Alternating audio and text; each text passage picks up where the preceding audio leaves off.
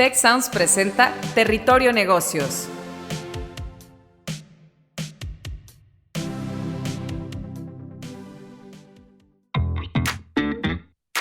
Hola a todos y todas, bienvenidas y bienvenidos a un episodio más de Territorio Negocios. Gracias por escucharnos y sumarse a la conversación con el hashtag Territorio Negocios. Mi nombre es Horacio Arredondo, soy decano de EGADE Business School del Tecnológico de Monterrey y hoy tengo la fortuna de ser host de este nuevo episodio de nuestro podcast. Debo agradecerle a Jaime Martínez y Eva Guerra que de vez en cuando me invitan a ser host de este podcast que ellos tan excelentemente llevan adelante semana a semana. Hoy tenemos un tema que a mí me apasiona. Vamos a estar hablando de las empresas familiares. En particular, vamos a estar analizando a las empresas familiares desde el punto de vista de los mitos. La verdad que las empresas familiares están rodeadas de muchos mitos, como son la falta de profesionalismo o que desaparecen a la tercera generación. Sin embargo, las estadísticas muestran cosas muy distintas. En la investigación que llevamos adelante en el Tecnológico Monterrey y a nivel mundial, hemos visto que las empresas familiares son mucho más longevas que las no familiares. También son más innovadoras, se preocupan mucho más por el entorno en el cual desarrollan sus actividades. En fin, parecería que son un mito. Ahora, para hablar de estos mitos y otros mitos que quizás ellos no proponen, tengo dos invitados realmente de lujo. Primero quiero presentar a alguien de la casa, a nuestra queridísima María Fonseca. La verdad que María no necesita introducción porque ha sido invitada a este podcast muchas veces y ha sido host también de este podcast. María es directora del Instituto de Familias Empresarias del Tecnológico de Monterrey y para mí, la verdad, es siempre un honor compartir y conversar con María. Mari, así le decimos en casa. Cariño. Exactamente. Bienvenida a nuestro podcast. Muchas gracias, Horacio. Un gusto estar nuevamente compartiendo un foro contigo y con nuestro invitado, Martín. Y bueno, vamos a ver hacia dónde gira la charla. Un gustazo. Muchas gracias, Mari. Como nos adelantaba Mari, nos acompaña desde Argentina Martín Quirós. Martín es director de Quirós Consultores, es empresario, autor, consultor y conferencista, especialista en pymes y empresas familiares.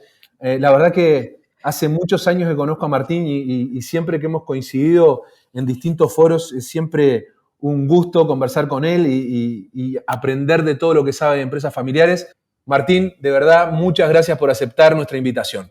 Gracias, Horacio, por invitarme a este espacio y aparte un gusto para mí estar no solamente con vos, sino con María. Así que yo también voy a aprender y tal vez me animo a preguntar cosas, ¿por qué no?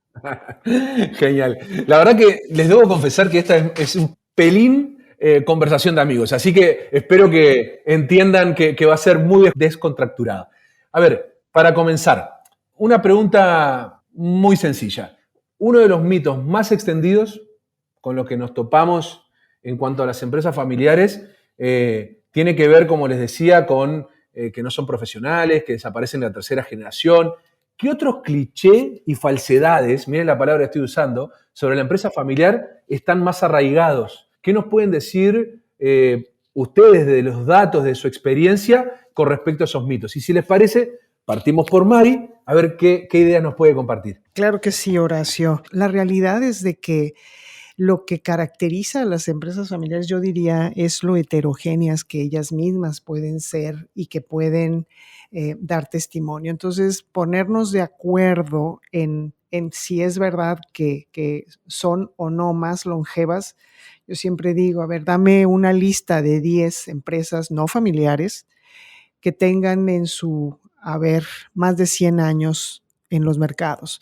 Y bueno, la realidad es de que pues me sobran los dedos de una mano para encontrar esas empresas no familiares. Sin embargo, cuando hacemos la lista de las empresas familiares en cualquier rincón del mundo, pues vamos a encontrar que ciertamente las latinoamericanas son una característica es que son más jóvenes tal vez que las norteamericanas o que las europeas y cómo no también que algunas partes de Asia, pero la realidad es de que podemos dar testimonio de lo profesionales, de lo larga vida, o sea, empresas para muestra un botón, nuestra empresa familiar más longeva o con mayor número de generaciones y sigue contando es Casa Cuervo, con la 11ª generación a la cabeza. Y entonces,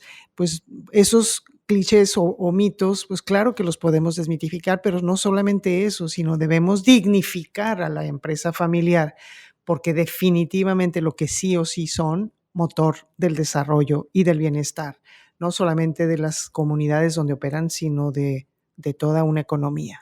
Y justo decís, Mari, esto de motor y desarrollo. Martín, ¿en tu caso? Sí, a mí me parece muy interesante lo que está diciendo María, porque tal vez es el mito más feo y que más desprestigia a la empresa, es de que la tercera generación la funde, ¿no? Ahora, otros mitos que yo veo con el que me encuentro es un mito que la gente, lo que nos pasa con la empresa familiar es que todos opinan. La empresa familiar es como el fútbol en Argentina, todos pensamos que somos directores técnicos, ¿no? ¿Por qué? Y porque todos tenemos familia, todos tenemos un padre, o tenemos hermanos o hermanas, o tenemos un hijo, un primo, un tío, entonces todos nos creemos facultados para opinar. Y una de las cosas otro mito que se ve mucho es que en las empresas familiares se privilegia a los familiares. Y la verdad que, como dijo María, es muy heterogéneo. Tenés en algunas que sí y otras que todo lo contrario, ¿no? Que uno que ve como el familiar hasta se le hizo más difícil. El otro mito que yo veo es los hijos la tienen fácil. Y la verdad que los hijos de alguien, un empresario, una empresaria, un fundador, una fundadora, sobre todo cuando son segunda generación, sumamente exitosos, la van a tener fácil que desde el punto de vista económico y desde dónde parten y desde el punto de vista educativo. Ahora, desde el punto de vista de referentes, la comparación no es fácil, ¿no? Digo, si mañana el hijo de Messi dice me voy a dedicar al fútbol, pobre chico, le va a ser difícil, no estoy diciendo que no lo haga, ¿no? Pero eso me parece que es un mito que muchos está. El otro mito que veo es que, viste que se dice, se pelean mucho. ¿Y qué? En las empresas no familiares no se pelean. De vuelta, es respecto de con qué lo comparamos. Y otro mito es que muchas veces se dice, el problema es la plata. El problema siempre es la plata. Y yo creo que el problema no es la plata. De hecho, que si los problemas fueran solamente de plata, son fáciles solucionarlos, porque se cuantifica y digo, pongo tanta plata y se solucionó. Y lamentablemente lo que está en juego, ¿no? María, Horacio, son otras cosas. Es el reconocimiento, son las frustraciones, son los sueños, es el lugar, es el protagonismo, es el ego, son otras cosas las que se juegan, que también se juegan en las empresas no familiares, ¿no? Y sobre todo lo que vos mencionabas, Martín, que hay que gestionar las emociones, ¿no? Y para eso hay un montón de herramientas, pero a mí me gusta mucho más hacerlo desde lo positivo, de lo que estamos hablando acá, de cómo crean empleo, de cómo crean al final del día país y sociedad, que desde decir, hey, cuidado que vas a poder, o que tu empresa va a desaparecer, ¿no? Entonces, sí, pero ahí me sumo que ahora, cuando vos lo decís y lo pienso, y es verdad, y no sé si a vos te pasa, María, que es verdad que el tener este sobreaviso, decir, pará, no todas pasan a la siguiente generación, a veces es la forma que podemos encontrar cuando estamos hablando con un fundador que no está queriendo generar un plan, y son balas que tenemos para generar permeabilidad a ese cambio. No sé cómo lo ven ustedes. Pues yo creo que, entiendo cuál es el argumento, pero creo que siempre habrá manera de provocar pues a pensar más allá, ¿no? O sea, entiendo que es esa bala que dices que detona la acción, es lo que necesitan algunas personas, pero también creo que a veces puedes romper algo más que lo que ganas. O sea, porque finalmente creo yo que cuando no lo hacemos de una manera digna, de una manera razonada, de una manera conversada, de una manera que se entienda que esto no es fácil. Como dices, pues el problema si fuera la plata, ya se hubiera resuelto generaciones atrás o siglos atrás, ¿no?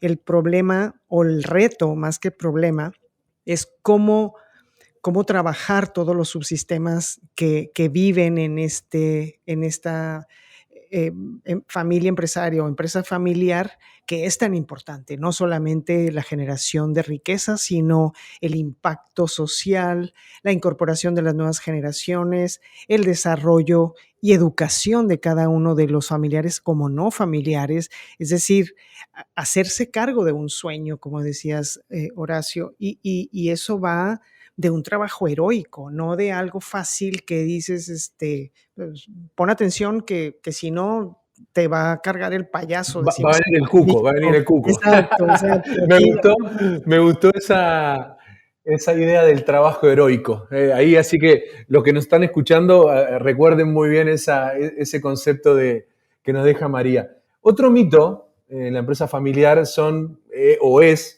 que son todas pymes o son todas pequeñas. Y sin embargo, sabemos que hay muchos grupos empresarios o muchas empresas que son muy, muy grandes y son familiares. Y la verdad que si uno lo piensa, si en algún momento fueron pyme, quiere decir que han generado un desarrollo en torno a esa empresa muy importante. Por lo tanto, conversar de ese mito y ver qué fórmulas existen para pasar de la pyme o de la pequeña empresa a una empresa mediana y seguir creciendo, me parece que es un tema súper interesante para nuestros escuchas. Sí, a ver, me parece dos cosas. Por un lado, tal cual como lo decís, e incluso los ejemplos que estamos dando acá de empresas familiares, no son pymes, quiero decir, hay muchas que son de las empresas más grandes del mundo, de hecho, o hablando de México, de las que más trascienden y que son muy conocidas por todos.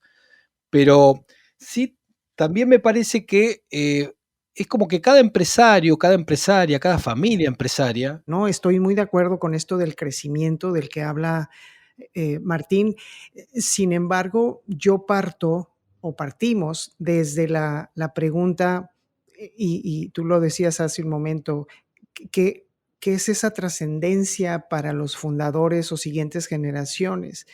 Porque, pues, no, pareciera que es malo que una empresa cierre sus puertas. Y es malo, claro, desde el punto de vista de que se acaba el empleo de un número determinado de familias, hay un participante menos en el mercado, el patrimonio pues tendrá que ubicar y buscar nuevos destinos, en fin, o sea, hay un trabajo por hacer, pero a veces olvidamos la pregunta de fondo, creo yo, que es, ¿qué quiere la familia? ¿Qué quiere el empresario, la empresaria? ¿Qué quieren las siguientes generaciones?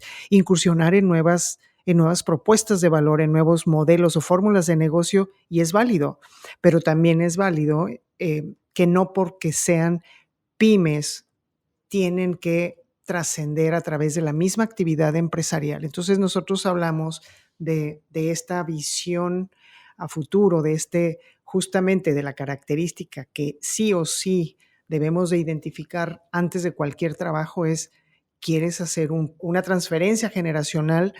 Entonces es ahí donde se hace necesario todo el trabajo, validación de lo profesional que deben de estar, pero también antes de dar el paso a la institucionalización, reconocer cuáles son esos sueños, cuáles son esas aspiraciones, cuáles son esas expectativas de los distintos miembros de familias que cada vez van avanzando en su complejidad, es decir, cuando van avanzando en las generaciones y que no es solamente el qué tan chica o grande es la empresa, sino cómo quiere, como en empresas pequeñas y medianas, seguir creciendo, seguir avanzando, seguir trascendiendo la familia detrás de esas empresas. Y por ello es que se forman, como tú bien lo decías, estos grupos empresariales familiares, ya sea por la oportunidad identificada y contar con los recursos o ¿sí? Para aprovecharla,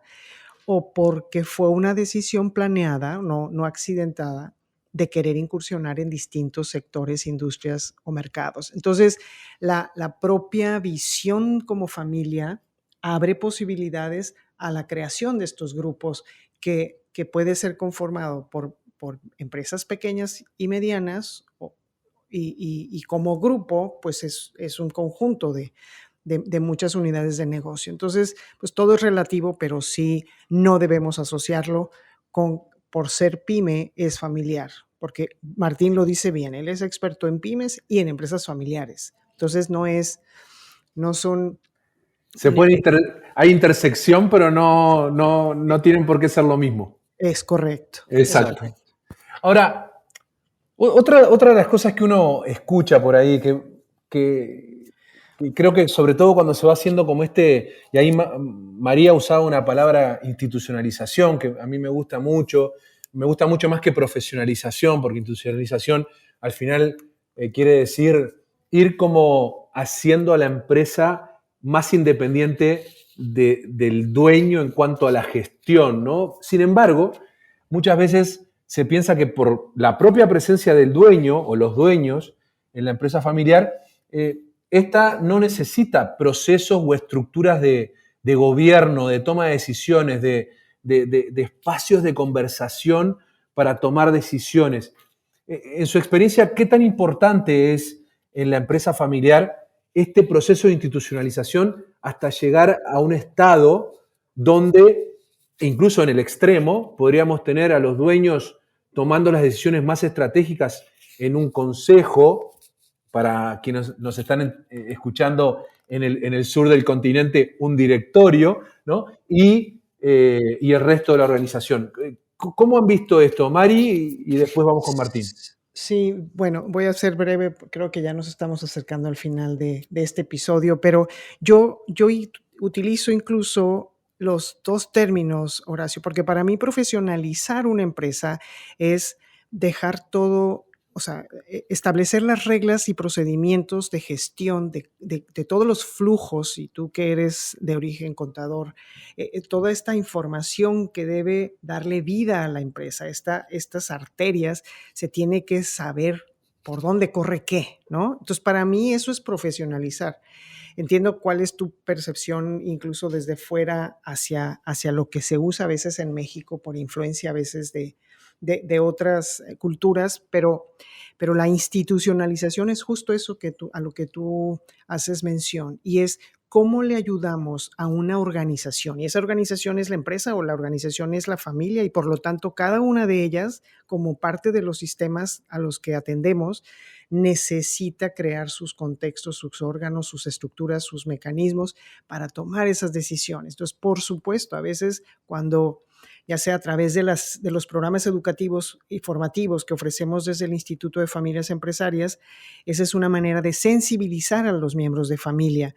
Y el siguiente paso es, bueno, ¿cómo me ayudas a instaurar estos órganos? Ya sea un consejo de familia o un consejo consultivo o una asamblea, y empiezas a aventar estos términos para que la familia que ya se está sensibilizando entienda que lo que son, más allá de lo complejo y lo que a veces puede resultar de dar miedo, es cómo los podemos ayudar a tomar mejores decisiones sin quitar la emoción, pero sí entendiendo que hay distintos roles y distintas responsabilidades que se tienen que ejercer. Martín. Sí, me parece muy interesante todo esto. Yo creo que estas herramientas de institucionalización son importantes y son un must, tienen que estar, ¿ok?